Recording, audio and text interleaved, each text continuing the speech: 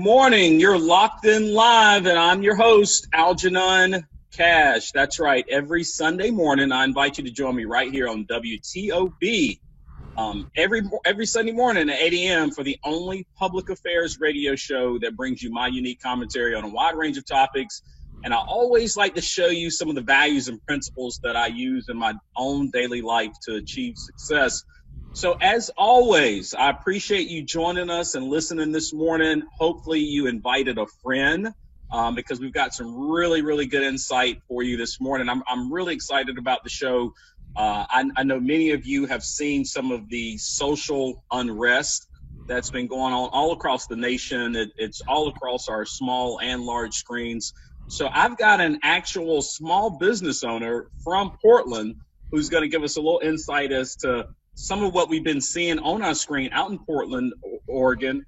And then she's going to give us some of her insight as well. So, Tracy, welcome to the show. Thank you for being here. Tracy Hicks is a small business owner in Portland, Oregon. She specializes in commercial, residential real estate, as well as property management.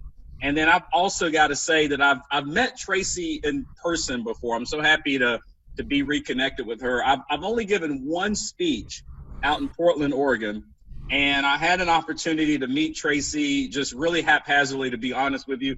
I will not tell you everything she did to me and everywhere she took me all over Portland. When I met her, that's going to be for a whole nother show, but I'm so happy to be reconnected with Tracy. Tracy, how you been doing?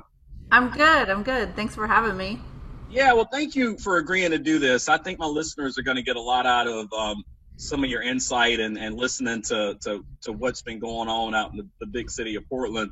You know, just to kick into it, I mean, all of us have seen the social unrest that's been sort of plastered across what I call our small screens, social media and even the large screen. I mean, if you think about some of our primetime news, a lot of it over the last several weeks has focused on Portland, Oregon. So just give me, as a small business owner, give me an idea, or give our listeners an idea, just what kind of impact has all the unrest had on your business and perhaps maybe even your day-to-day life?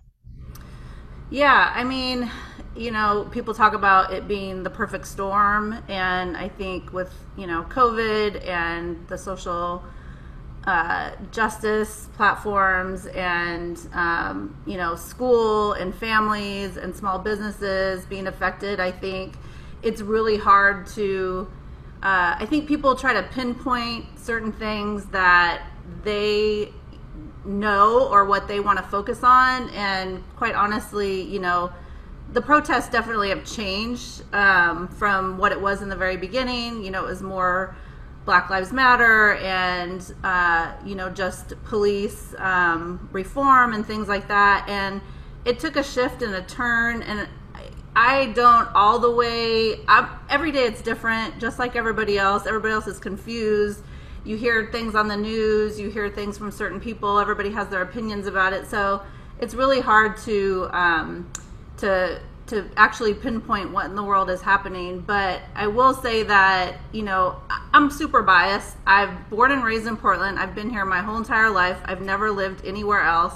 So, it's what I know. And so it's just one of those things where what the media is saying isn't necessarily my opinion of what's happening. When you see it boarded up buildings and damage and things like that, that was from COVID. And we had one night where it was really bad right in the beginning, and, kids and people broke windows and things like that. But there's definitely two sides of it, and it's anybody's guess at some points. Every day it's different, whose fault it was or who did what and what's going on. So even here in Portland, I'm almost just as confused as a lot of other people.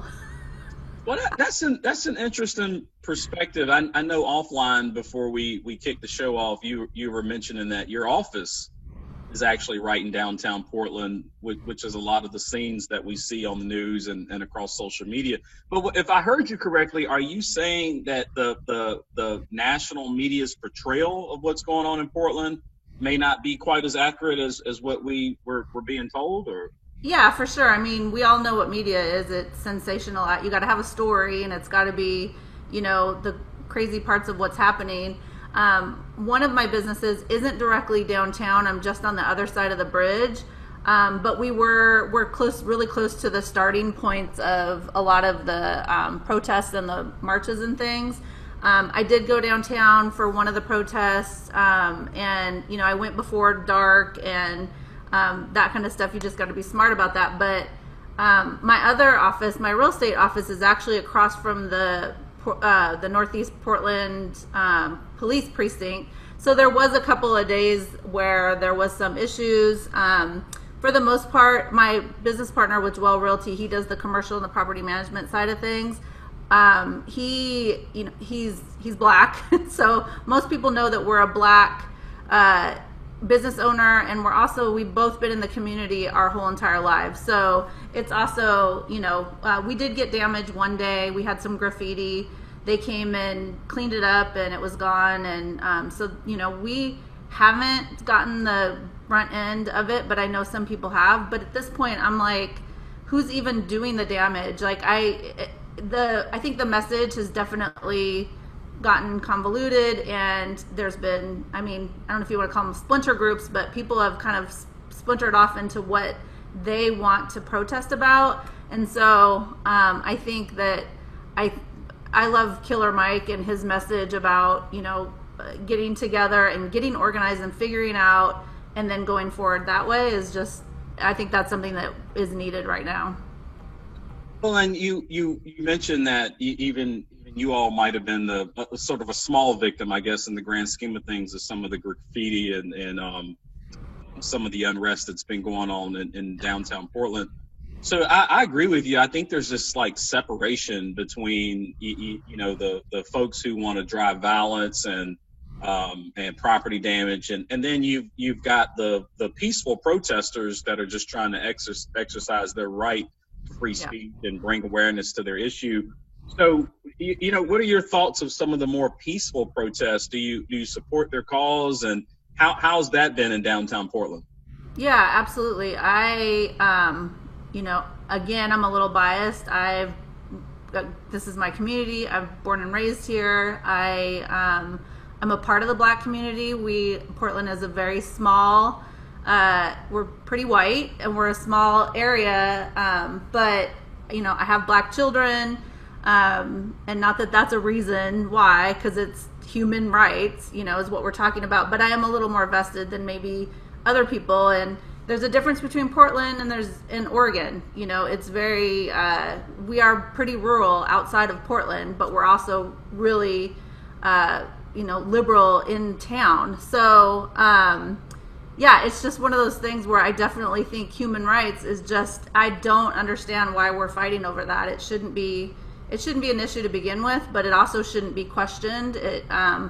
There were peaceful protests. There was stuff being thrown at police. I get that, not cool or whatever, but it did not get bad until the federal agencies and all that showed up. It literally just it was only a couple hundred people here by the time the federal agents or whoever they were that came down here.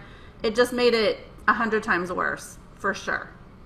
Well, the spat between, or the conflict between Mayor Wheeler and President Donald Trump has really been casted all the way to the national media. I was watching the press conference that your mayor gave this past weekend, and President Trump was literally actively tweeting while Mayor Wheeler spoke. So there was a little bit of a back and forth. For those of us all the way on the East Coast, we've never met Mayor Wheeler. We don't really know much about him other than, I think, the way that President Trump has attempted to portray him. What are your thoughts of Mayor Wheeler and in terms of his leadership over the city? I'll be really honest. I'm not huge into politics. I think that, the atmosphere that we're in right now has kind of forced us all to learn a little bit more, which, silver linings maybe, but I don't all the way. We're divided. Portland, there's so many people that want him out. There's people that want him out on both sides of the aisle, if you will. And then there's people that support him. I see more of the unsupport than support of him. But I keep telling people I cannot imagine being in that role, you know, governors, mayors, police chiefs, anybody in this climate right now where you're dealing with people that are losing jobs, are in, you know, pandemic mode, they're mentally taxed, and I couldn't imagine being in that position right now. So I can't really say that I have an opinion either way. I definitely think that things should have been addressed differently in the beginning, and I'm sure hindsight for everyone is, you know, especially in a mayor and I do think that's weird, not knowing a ton about politics and whatnot.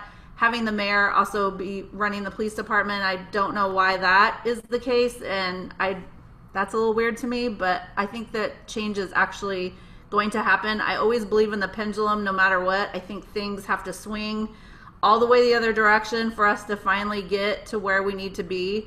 We're clearly, you know, on the upswing of that pendulum where things are just a little chaotic right now.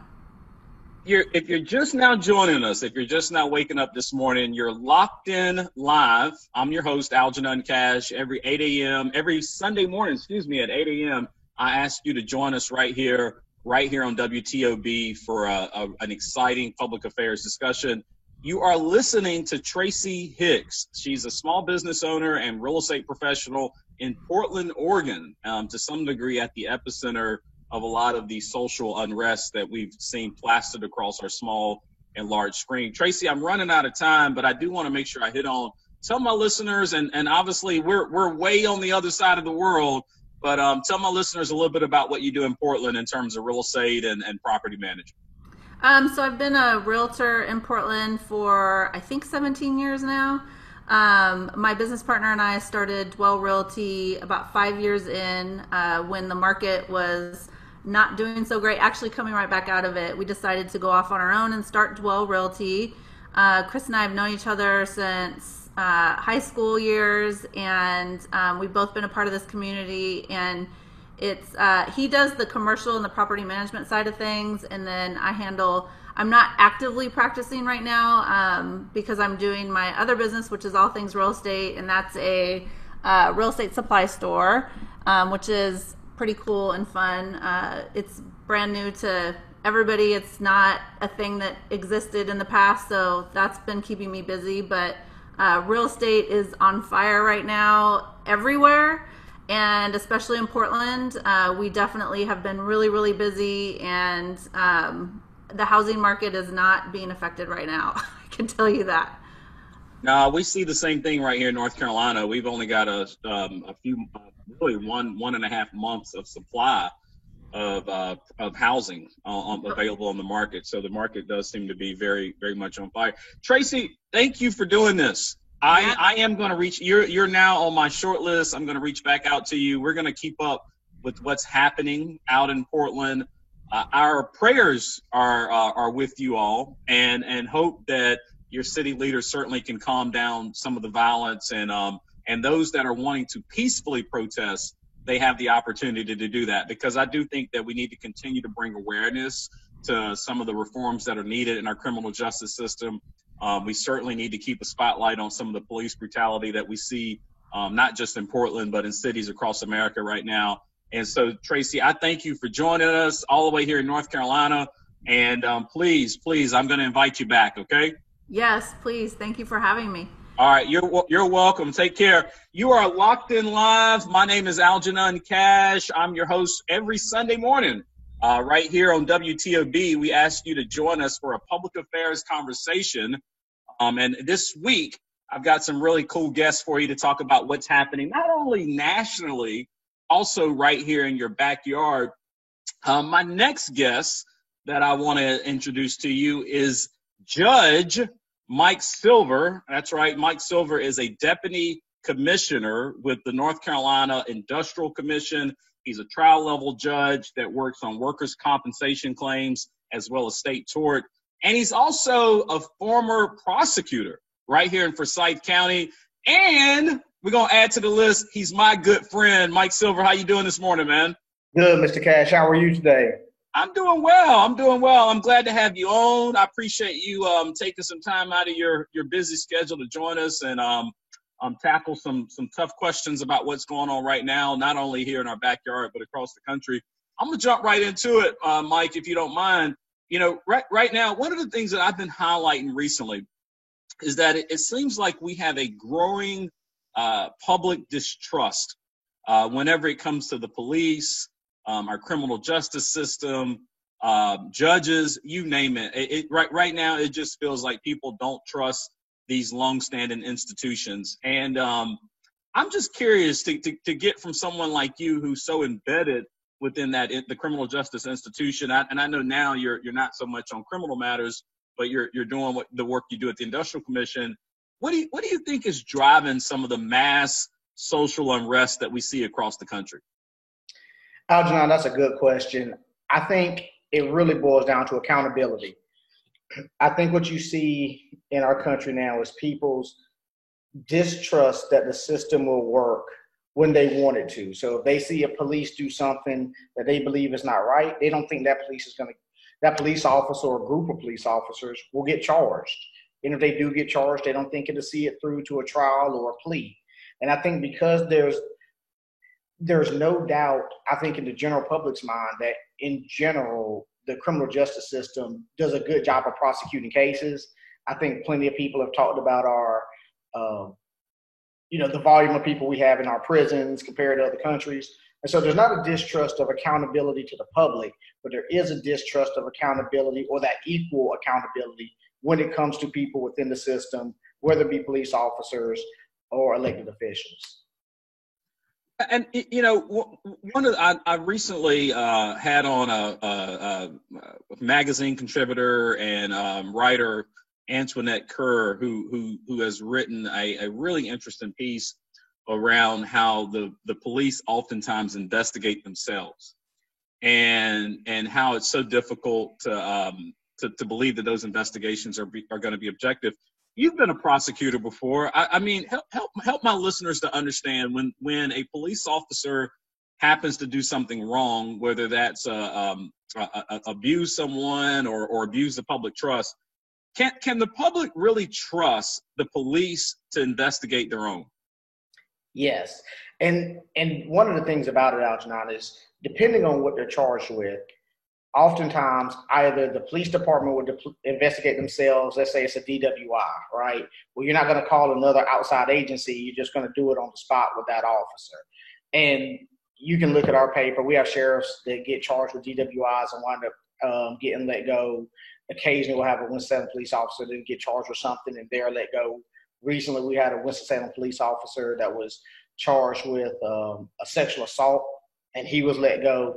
And all of that was investigated. Those things are investigated by the police department, and those officers are held accountable.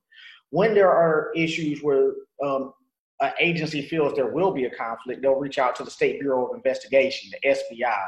And the SBI is a separate it's a separate entity. Yes, it's a partial law enforcement agency, but it is not connected with the police department. There might be some overlapping accreditation, but like they don't know each other. They really don't do business with each other. And the SBI, part of their job is to investigate these conflict cases that agencies may have, so the public can feel that it's trusted. Also, that the SBI is ran by the Attorney General, which is a statewide elected official. And so the idea that the public is voting on that person, you're voting for that person in part to be the person in charge of an agency that will investigate your local law enforcement agencies or criminal elected offices. Yeah, I'm one that have constantly tried to remind people that these investigations need to move slowly. I know sometimes people get so outraged because they can't get answers quickly, or they say, well, the investigations are not transparent. But I do believe in order to make sure that these investigations are solid and thorough, they do need to move slowly to some degree and make sure that all I's are dotted and T's are crossed. Otherwise, as you know, Mike, from being in the courtroom, you've got some really fancy, smart lawyers that if you don't do a thorough investigation, those people that are on the offense of these issues could get let go and may not get prosecuted. So I constantly urge people to be slow to react, and to try to be a little bit more quick to just respond and allow that space and time for our system to conduct a very thorough investigation. But as you know, some of these peaceful protests where people are oftentimes demanding a quicker outcome to these investigations can quickly lead into violence and property damage. What would be your advice to some of those young protesters out there right now? Two things. I want our young protesters to understand the history of our country. And as African Americans, we know lynch mob justice is not a satisfactory thing to have happen. So what we don't want is the public to dictate punishment on their own. And so we do, as you were saying, need to wait for a thorough investigation, because it's not just the investigation. It's not just the release of a video. We have to appropriately prosecute these people and punish people if there is wrongdoing. And if we start rushing to judgment, one thing that always concerns me, and as much as I love protests, I think everybody's got a First Amendment right to do it, and I think they ought to do it peacefully and do it within the bounds that our society finds respectable, right? Where we're not burning buildings, we're not tearing stuff up, but we're just having our voices heard. But when a large number of the public knows about a case, oftentimes that case gets conflicted out of our county. And so the very case that you're invested in may not even get prosecuted here. And, you don't have to look any further than the Daryl Hunt case, which was just a very widespread media-driven case that happened in our community that wound up being tried in a different jurisdiction. Daryl Hunt had an all-white jury. He was convicted, later exonerated many years later. But getting it out of our community, where we do have a diverse population, I think actually hurt his case from the beginning. And I'm not saying that the protesters are wrong and that, by protesting, they're going to run it out of the county. But we do need to be mindful that, yes, you want to see the video, but we also want a conviction if charges are warranted. And that is not all, those things don't always blend together. No, those are some really good ideas that you just mentioned. Are there, again, thinking about the fact that a lot of these young protesters just have a deep mistrust for law enforcement, even they don't have a lot of trust even in the criminal justice system at large. Are there other reforms that we could be looking at, whether it be nationally, at the local level, that would build or repair the deterioration in trust that we're talking about this morning? One thing I think we need to do is, I think the narrative needs to change. And instead of the narrative being that these cops are bad or these cops are racist or these cops are bad, I really think locally, I think our law enforcement should allow younger kids into the police department for internships, to meet cops, to have exposure to the system. Now, the same way like prosecutor's office, where we have internships and we'll take high school students sometimes. I know other state agencies do it as well. But we need to bring more people in the fold so they can see what's happening on the day-to-day, so they can know the people involved, and so they can feel like they're more knowledgeable about the process and the people who are in it. And then the other thing, Algernon, I would say is we need to encourage people to be a part of the solution, and being a part of the solution is not always tearing down the system, but joining the system to make it better. And I think that narrative is oftentimes lacking, where we say, well, we have to defund the police. And I can tell you, I do not think that's a good idea. But I do think what would be a good idea is to have students to say, hey, let's be a part of the police department. Let's meet these people. Let's intern with them. Maybe they can set up some kind of high school junior program or something, so students can feel involved, invested, and know the process. I really think what I have always found, particularly in the DA's office, is that even when we've had law students who did not have a lot of trust or faith in prosecutorial work, by working with us, they had a new respect for what we did and in the day-to-day work and the big picture things that we do. And they left, many of them who came in not wanting to be prosecutors wound up leaving law school to become prosecutors, because they saw the amount of people that we actually help, and they see the services that we give our victims, and they believed in the mission that we were doing. So that, to me, is the big thing. Yeah, I like your prescription, and I like what you said around making sure you join the process, because I think that the protests, which are very much needed, because without the protests, we wouldn't have the light that's shining on some of these issues and the awareness that I think has been brought to it. And, you go back to the 1960s, civil rights leaders like Martin Luther King Jr. totally understood the power in protest and bringing awareness to the public about really, really important issues. But I like what you're saying about making sure you join the process, because as you and I know, to actually transform and shift public policy, you either got to sit down with those folks that you've elected to lead your community, or if you don't agree with them, you've got to do that. You got to put your hat in the ring, so to say. You got to get out there and run yourself. And I love to highlight the fact that, even the Bailey Park protests that we've been seeing here in our city, right in downtown in Bailey Park, they've been able to negotiate and work with Forsyth County Sheriff Bobby Kimbrough, and they've actually had some of their, for lack of better words, their demands have been met, and some changes have been brought about in the Forsyth County Detention Center as a result of a very peaceful protest that they conducted down in Innovation Quarter. Well, can I jump in on that real quick? Yeah, go right ahead. I wish that Bailey Park protest would be highlighted more, because what we had in Winston-Salem is a peaceful protest with some smart people who had a very organized set of things that they wanted to get accomplished.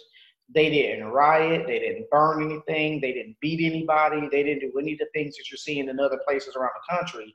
And they actually got their demands, a lot of the things that they wanted accomplished. But that doesn't wind up getting highlighted. And unfortunately, what winds up getting highlighted is a lot of the looting and the other things that are going on in other jurisdictions. And I wish that people would stop and see Winston as almost a model for how things can be done right to actually affect change, versus focusing on some of the negative things that we're seeing in other places where they're not getting results. And in fact, it looks like things are deteriorating. No, I think you're right, Mike. I think Winston, and we've got to be careful, because obviously things change fast, but we've been a hallmark, I think, across, whether it be across North Carolina, because we've seen some things happen in Raleigh and Charlotte. But I think we've been a great shining example across this country of how you go about doing these things in a peaceful, proper and the right kind of way. But we also, we're blessed to have elected officials that are so receptive. I don't know another city in the country where you can text the city mayor and he responds, and he comes to an event, or he responds to you within 24 hours. So we're very blessed in that regard. If you just now joined us, you're late to the party, but you're locked in live. My name is Algernon Cash. You're right here on WTOB every Sunday morning at 8 a.m. I asked you to join me here for a really exciting public affairs conversation. The voice that you're listening to is Deputy Commissioner with the North Carolina Industrial Commission, Mike Silver, also a former prosecutor right here in Forsyth County. And I failed to mention this, but I want to hit on this in the last couple moments that I have, Mike. You're also a candidate for the district court judge position. So you're looking to move from being a trial judge to being on the district court. Obviously, you must be motivated because you want to help a lot of Forsyth County residents. Here, I got maybe another 2 minutes left. Help my listeners understand what you hope to do to impact some of our local residents if you're successful in getting on the district court. I think the main thing there's two main things I can do to help our local residents. One, I am the most qualified with my legal experience, and I have the most leadership with my collaborations with other people, other leaders around the state. And those collaborations I have help bring resources and help bring ideas into action and make things work. And I have the track record to do that. The second thing is I have the track record for being in the community. And that's the one thing I'm very passionate about, is volunteering with our youth and being in our schools. And so what I'm hoping to do, and the thing I think I bring most, is the willingness to use my platform as a Black man who is a district court judge to be in these schools, to be a role model, to try to show these kids that, hey, I can come from Durham and I got to this place and you can do it too. And let's work together as a community to make it happen. You listen to D.D. Adams or Sheriff Kimbrough, and they'll talk and they'll say, hey, I can't do this work alone. You cannot depend on the government. We have to be in our communities. Well, I've answered that call from day one, and I'm going to continue to answer that call. And I hope that in my new role, it gives me a larger platform to be a role model and to bring resources to help our communities. And for my listeners who want to learn more about the campaign, or they just want to connect with you, they want to volunteer, they want to donate, they want to get involved, how do they follow up with you, Mike? Thank you. They can go to my website at MikeSilverForJudge.com, MikeSilverForJudge.com, or you can go to Instagram or Facebook, Mike Silver for Judge. Mike, I appreciate you being here with me this Sunday morning. For all of you that have been listening, you've been listening to Mike Silver as well as Tracy Hicks. Tracy Hicks is a small business owner out in Portland, Oregon. So make sure you go check out both my great guests. And mark your calendar. Be right back here with me next Sunday morning, 8 a.m. on WTOB to Lock In Live right here with Algernon Cash. Y'all stay locked in.